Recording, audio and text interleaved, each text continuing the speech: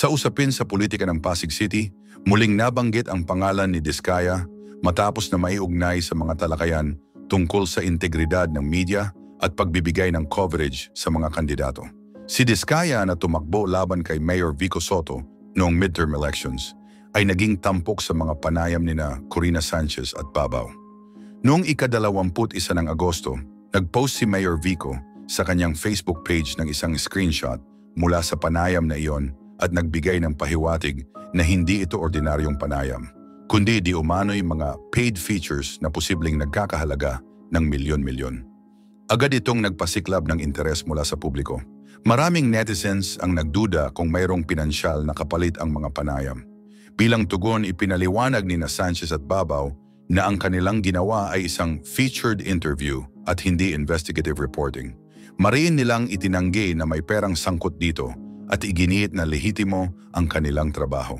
Ayon pa sa kampo ni Sanchez, maaring humantong sa aksyon legal ang pahayag ni Mayor Soto dahil sa bigat ng implikasyon nito.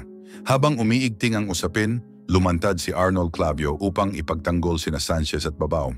Pinuna niya si Mayor Soto dahil umano'y hindi makatarungan at nakakasira ang ganitong klaseng post.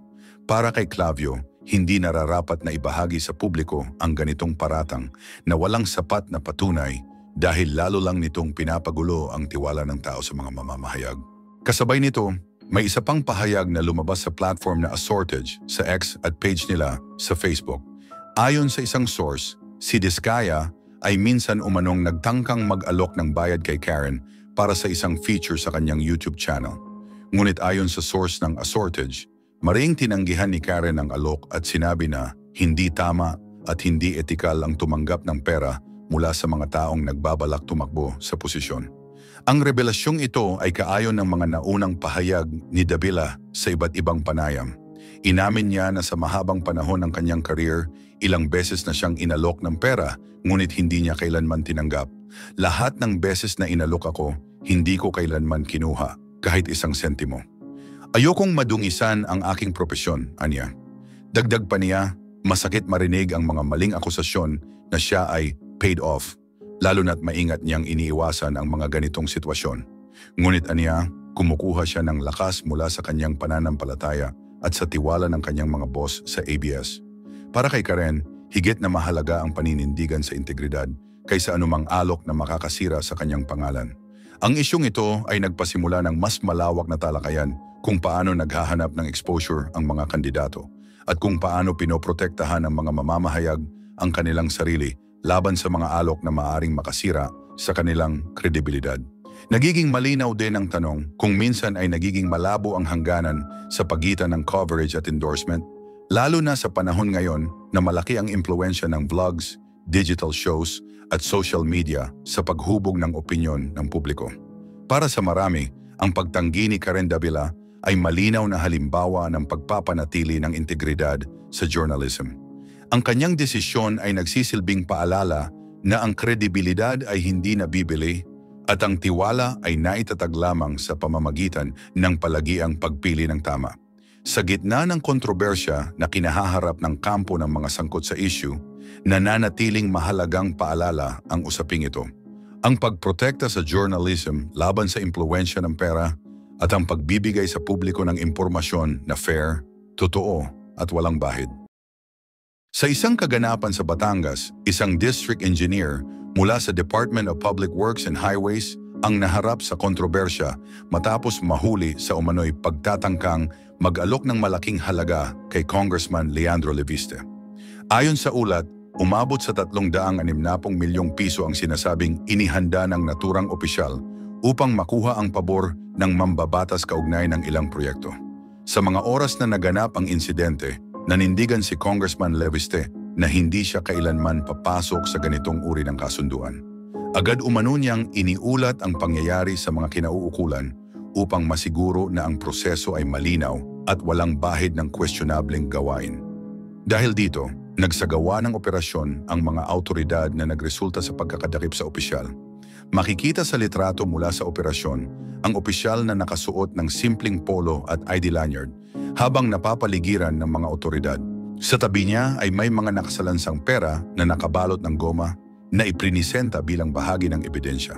Maraming personalidad sa politika ang nagpahayag ng suporta kay Congressman Leviste matapos ang pangyayaring ito. Isa sa mga ito si Senator Ping Lacson na nagpahayag ng papuri sa matibay na paninindigan ng batang kongresista. Para kay Lacson, isang mahalagang halimbawa ito ng pagtanggi sa anumang uri ng impluensya o kompromiso na maaaring makasira sa integridad ng pamahalaan. Ayon naman sa ilang nakasaksi, hindi karaniwan ang laki ng halagang sangkot sa insidenteng ito. Ang 360 milyong piso ay isang napakalaking pondo na maaaring gamitin sa iba't ibang proyekto o serbisyo para sa mamamayan. Dahil dito, mas naging matingkad ang bigat ng usapin at ang kahalagahan ng desisyon ni Congressman Leandro na hindi tumanggap ng suhol. Samantala, tiniyak ng Department of Public Works and Highways na nakahanda silang makipagtulungan sa investigasyon. Nilinaw rin nila na ang mga pagkilos ng isang opisyal ay hindi kumakatawan sa kabuuang ahensya at nananatili umano ang kanilang advokasya para sa malinis na serbisyo publiko. Sa panig ng mga taga-suporta ng kongresista, nakita nila ang pangyayaring ito bilang patunay na kayang tumayo ng mga bagong leader laban sa anumang uri ng panghihikayat na hindi maganda para sa bayan. Para sa kanila, ang pagkilos ni Congressman Leandro ay nagbibigay ng pag-asa na maaari pang maitaguyod ang isang mas malinis na pamamahala sa bansa. Gayon din, ilang residente sa Batangas ang nagpahayag ng kanilang pagkilala sa naging aksyon ng kongresista. Para sa kanila, mahalagang malaman ng publiko na mayroong mga opisyal na tunay na inuuna ang interes ng mga tao kaysa pansariling kapakinabangan. Anyway, mga kapopong, ang kaganapang ito ay nagsilbing paalala na nananatiling hamon ang pagpapanatili ng integridad sa pamahalaan. Ngunit sa kabila ng tukso ng malaking halaga, pinatunayan ni Congressman Leandro Leviste na posible ang tumanggi at manindigan para sa tama. Isang kwento ito ng paglaban sa tukso at pagpili ng mas makabuluhang landas tungo sa mas maayos na pamamahala. Well, alam nyo naman mga kapupong na kung sa ibang bansa nga natutuklasan ng mga otoridad ang mga kalokohan ng mga tao upang makapag-migrate lang sa ibang bansa, which is dahil na rin sa mga intel meron sila, what more pa kaya ang ibang kasong natutulungan ng mga intel, di ba? Which is tulad rin sa kinakaharap ng mga nawawalang sabungero na dahil rin sa ilang intel reports at mga testigo ay unti-unti nang lumilinaw ang mga nangyayari ngayon. Anyway, ganito kasi yan. Isang ina ang muling nagkaroon ng pag-asa matapos makuha ng mga otoridad ang ilang maliliit na piraso ng buto mula sa isang kilalang lawa. Naniniwala ang ina na siyang magulang ng isa sa mga nawawalang tao na maaaring magbigay ng kasagutan ang mga natagpuang bahagi at posibleng magsilbing tulay upang malaman ang kalagayan ng kanyang mahal sa buhay. Nagsagawa ng underwater search ang mga opisyal at nakakita sila ng iba't ibang piraso ng buto, kabilang ang isang bahagi ng bungo. Gayunman, dahil sa matagal na pagkababad sa tubig at sa kapaligiran, hindi na nakuha ang malinaw na detalye para makilala ang pinagmula ng mga ito. Samantala, sa ibang lugar, 3 set ng katawan ang nahukay sa isang libingan sa probinsya. Kasabay nito, pinangunahan ng mga autoridad ang pagsisiyasat gamit ang mga bangka na umikot sa paligid ng lawa. Natuklasan ng mga diver ang ilang sako na nakalubog sa ilalim ng tubig. May mga sako na naglalaman lamang ng buhangin, samantalang ang ilan ay may mga piraso ng buto. Ilan lamang sa mga iyon ang nakumpirmang galing sa tao. Habang nagpapatuloy ang operasyon, ilang pamilya ang nagsampa ng mga formal na reklamo laban sa ilang opisyal. Dahil dito nagsimula ang malawakang investigasyon na pinangungunahan ng mga pambansa at lokal na ahensya. May 12 aktibong miyembro ng Uniform Service na ngayon ay nahaharap sa administrative charges at ilan sa kanila ay nasa ilalim ng mahigpit na pagbabantay para sa masusing pagsisiyasat.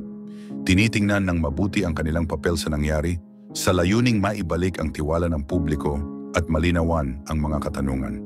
Anyway, mga kapupong, ilang kilalang personalidad ang kinasuhan kaugnay ng pagkawala ng grupo.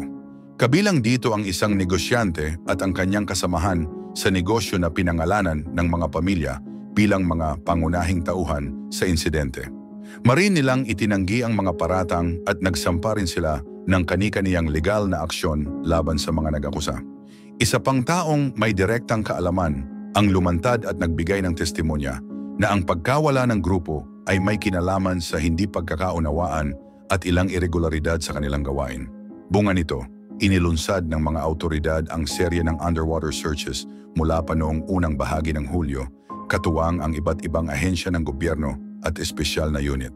Sa isang talumpati, sinabi ng pinakamataas na pinuno ng bansa na walang sino man ang higit sa batas.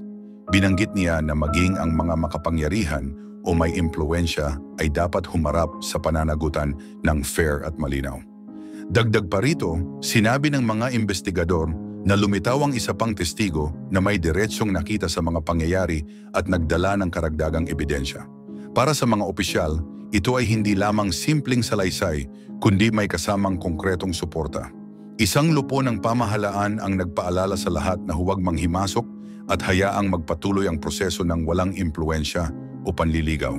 Malinaw ang kanilang pahayag, walang puwang para sa shortcut, walang lihim na kasunduan, at walang pagbaliwala sa umiiral na batas. Kung babalikan, nagsimula ang serye ng pagkawala noong unang bahagi ng taong 2021.